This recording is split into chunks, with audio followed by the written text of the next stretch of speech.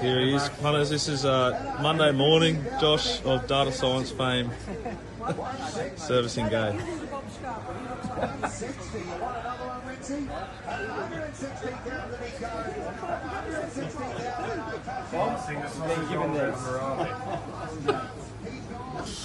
How was that, mate? Yeah, she didn't give me a steak and casserole. That thing's off the bridle at 300. I tried to ask what's going on, and it just kicks. Sectionals were outstanding by D. Oliver. Yeah.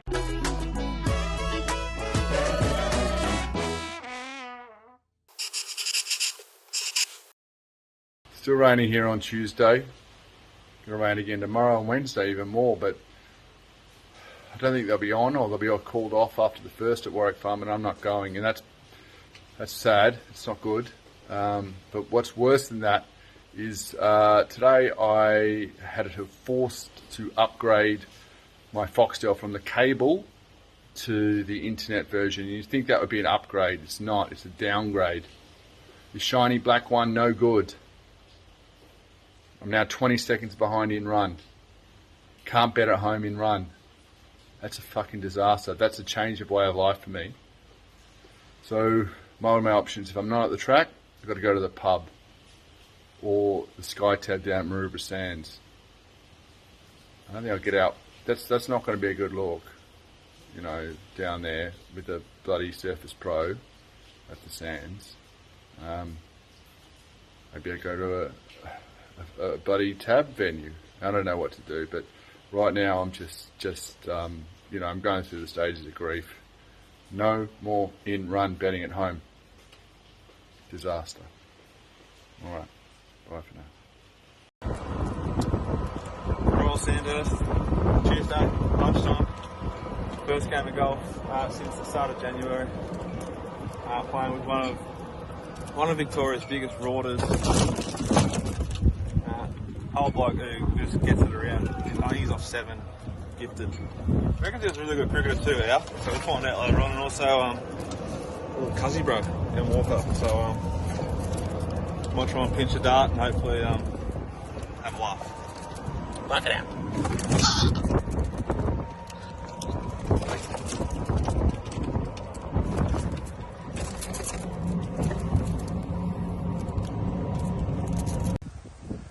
Great man's going to attempt the draw. Will this be the hardest tee shot on the course today?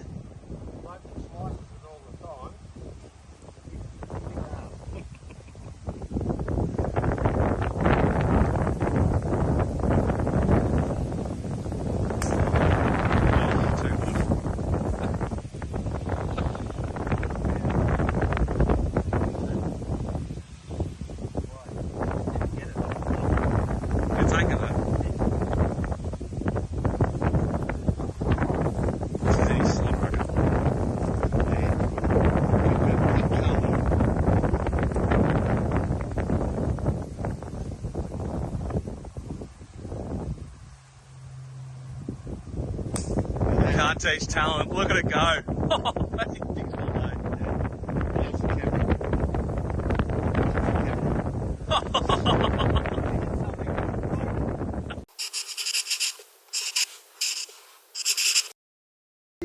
It's just another lazy Wednesday at Sandown. Oh, look who it is, guys, for BagLife. It's Australia's #1 in-play punter. He likes to keep it pretty low profile, but I'm telling you, if you ever see him on track, he's a lot nicer than he was then.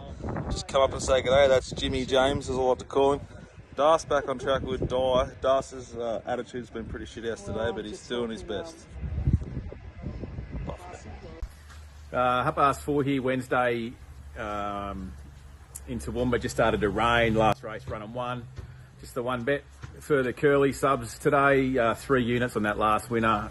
210 starting price. So that was lovely. Just another day, another win. You know, comment on the Mailbag chat group. If Jackson Oldham backs a winner, you know, the chat group normally goes and tries to find him to, you know, cheer him on. Poor kid's living in the shadow of Dicko's beard, and, you know, they want to keep pumping him up. Pistol, you know, he tips a winner. They all, you know, want to get around him. They've just become that complacent that I win. They don't even congratulate me anymore. It's just an expectation. That's why I am the king, and I'm just surrounded by fucking morons. Like, people just aren't used to winning. It's fucking sad. So checking in for Mailbag, Bloodstock and BagLife, whatever. After 3 glorious days in Adelaide, I'm just back to rainy Sydney, so excuse the washing hanging up inside.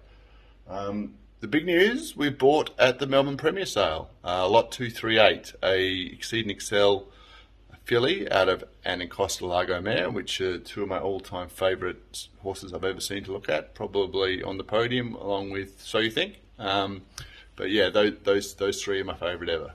But what to like about this filly on this parade video? First thing I noticed was the head. Lovely jowl on it. And then this walk, it's got a real kind of strut to it, which I like. Nice raised hind, seems to be kind of putting its whole body into its walk, like sort of leading from the nose all the way through. Importantly, the price. So she's 160, which is, you know, it's not a huge amount in this market, and Kira Ma's staying in for half of it. I think the breeder wants a decent share of it as well. So we've only got half to sell, and you know, the friends and family have heard about it, so it's going to go quick. So get in touch with the Mailbag Bloodstock through Facebook or Twitter, or email jack@themailbag.com. Yeah, it should go quick. Exceed and Excel and Costa filly, and yeah, I'm giving it the big tick from what I can see. Bye for now.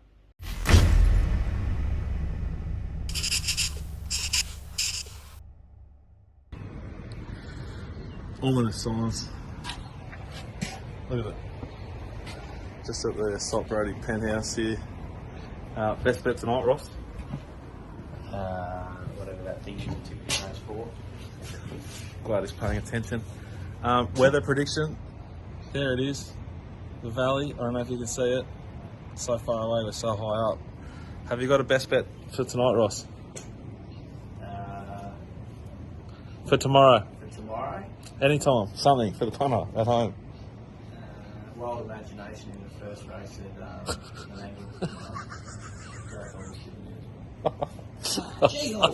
I'd gaff it.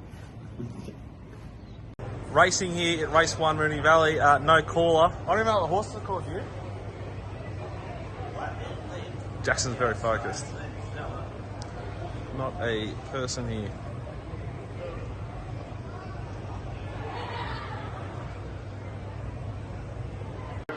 We've got a caller now, and the favourite absolutely travels. It's all over. On the call and it's over.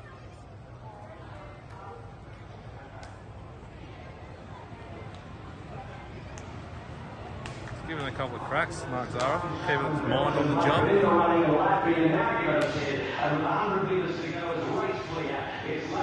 jump. Race 2, just run and done. I sort of pushed the 7 out of the way there in the yard. It was a nice walk. It was not much between sort of 2, 3, 7 and 10. Jackson threatened strike action though if I backed the 2, which I thought would lead. You thought would lead? I thought it'd sit OSL or 1-1. But he hates Madison as a rider. Yeah, Not as a person, I'm sure. And as an athlete, full respect, full credit. Yeah. But just as a rider and a betting proposition, Yeah, lack of ability sort of hurts. we're both anti-betting on her. And she missed a start. I thought she did pretty well though after she missed a start, to be honest. And she showed a bit of courage on the corner, ran second, flashed late. But you were right. How does that make you feel? Neither here nor there, to be honest with you. I've never seen you so keen to do a video after a race. I wanted. Jacko, be serious for a second. Race 4, was that race 4? I think it was race 4. Yeah, We've already bet into race 6 and race 8, so we've only got 2 sort of races where we might bet. Yeah. We're 1 from 1. How's the track playing? What do you do now? Someone at home who doesn't have a clue what we do, what would you do now? Well, the track seems to be playing on speed as you'd expect. And a little bit inside, I'd say. In run. Yeah, I suppose it's Lane 2 good, but hard to get a bit of a guide. We've had a 2,000 metre race and we had 1 out of the chute, or 2 out of the chute. the grouse swoop, I think, was not so much track pattern as like race shape. The leaders slowed down. Yeah, because they slowed down and was suited, and Emily probably should have won as well. We've now got a 9.55, and the Hawks horse first up who is probably going to win, and will probably find from the yard and have to make a tricky decision at $1.65. Probably just going to win the same as Fire a couple of weeks ago. Oh, really? Looks the same sort of profile. Alright. Lightly raced first up off 2 good Sydney trials.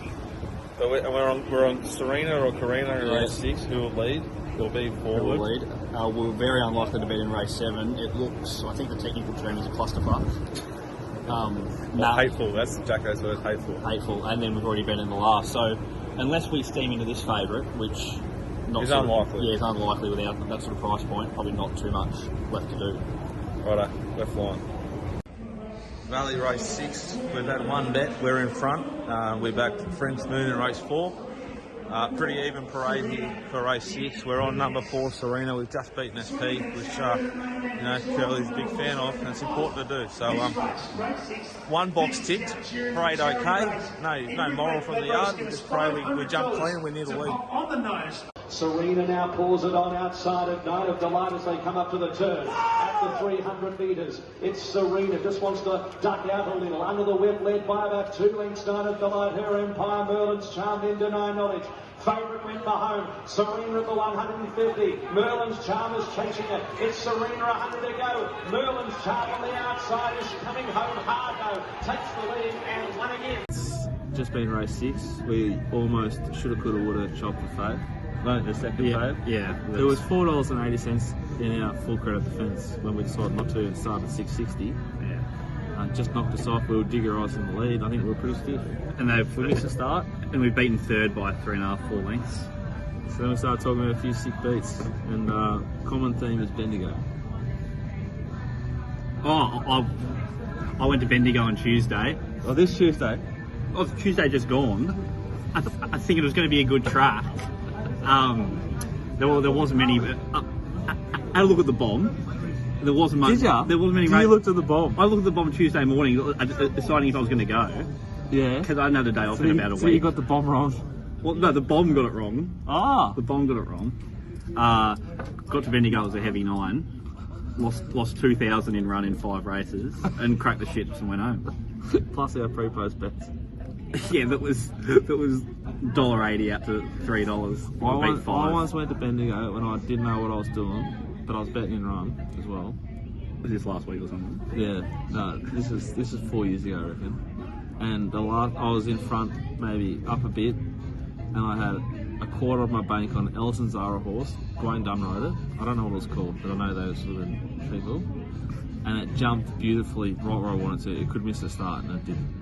So I had another shit load of like $9, I reckon it was. And it was going to be the biggest win of my punting life.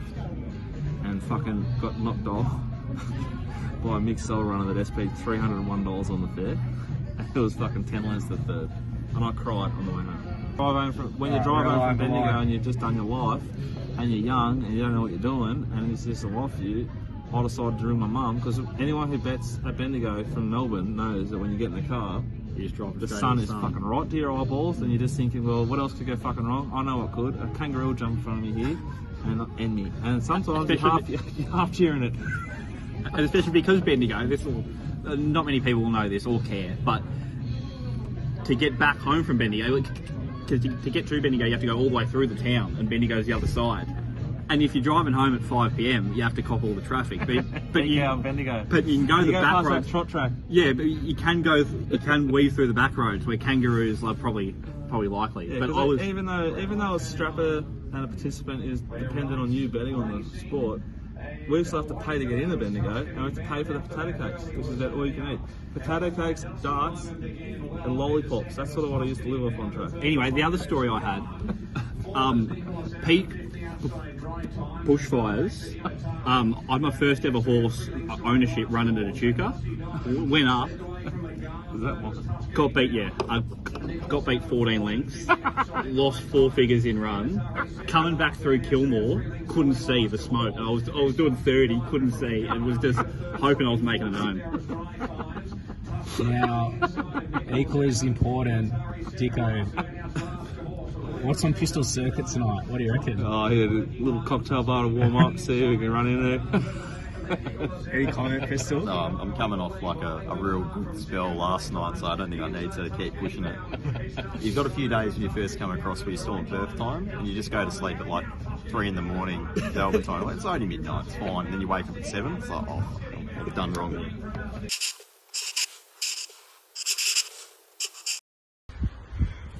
Quite sombre news to wake up to here in an overcast, dreary Dalesford.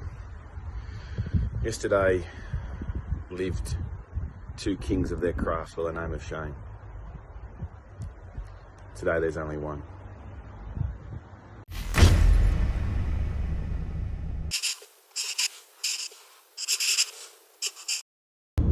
Saturday night, sun setting. I'm almost back home after a big, glorious day at Flemington. Glorious crew. The entire Mailbag team basically was there. The Victorian punters. Brody doesn't leave the cave, but the rest of us were there. Ross Brody brought the young streets. He backed 1-from-1 winners at Melbourne too, so full credit Ross. But, the punt giveth and the punt taketh, and the punt has fucking given us a lot. If Cascadia could have placed, it would have been absolutely Christmas. But she's been a big day. Knocked over a bit of Colonel on the way home. That's the sun just blaring in my eyes. Shout out to on-course punters who fed me a couple of darts when I get home. I'm going to smack some goats, enjoy these little... I don't even know what they are. Hoping they're not menthols, but we'll find out. Today was our day. Full credit Jackson, great set of prices again. He is so fucking good. We are very, very lucky. They can be long drives home off shit weeks, but 2 massive Saturdays in a row. Exhausting at the same time. I've lost my voice from roaring home horses, which is good. I mean, Mark Zara's winning that race on kissing all 4 cheeks about the 600, so God bless you, King, and God bless us, and might have a few days off now. I think Adelaide I might miss Adelaide. Oh, RBT, just dodged that too, so I'm not over the limit, but I did enjoy 2 beautiful beers with the boys after on the top of the P&O ship cruise, so we're flying. Flemington 0, Mailbag 2, 2-0 us. Full credit us.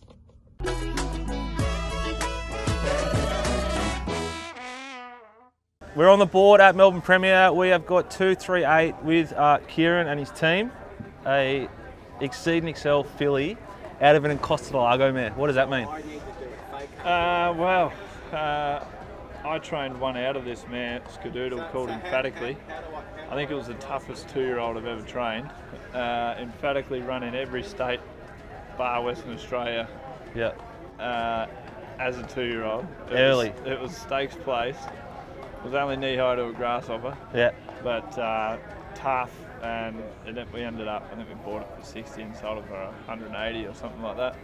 And the owners had a lot of fun. They went to every carnival in the first year. What do you think about our girl on type?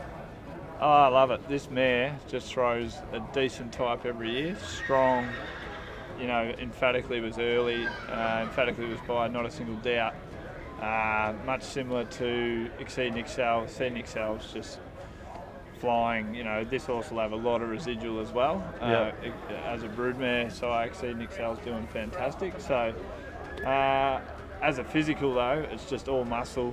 It's got short cannons, low hocks. It'll ping. I thought she walked like reasonably athletically for the bulky, like for the muscular type she is. The strength of her. Yeah, definitely. I loved her when I looked at her. I had well balanced, really good to follow, good width between their hocks. You don't want them skinny things that they're no good. Yeah. Good mover. And Exceed and Excels aren't traditionally that good of movers. They are that musclier type, but they usually don't move that well. So for where we're at as like a young syndicating brand, decent bet, you think? 160k for, I think it's 132 service fee. Yeah, I think you've done really well. Exceed and Excel, obviously proven sire out of a proven mare that can get one. Yeah. Off a good farm. So you've ticked 3 of the main boxes there, and you've come. I've given it to you. You've come to us.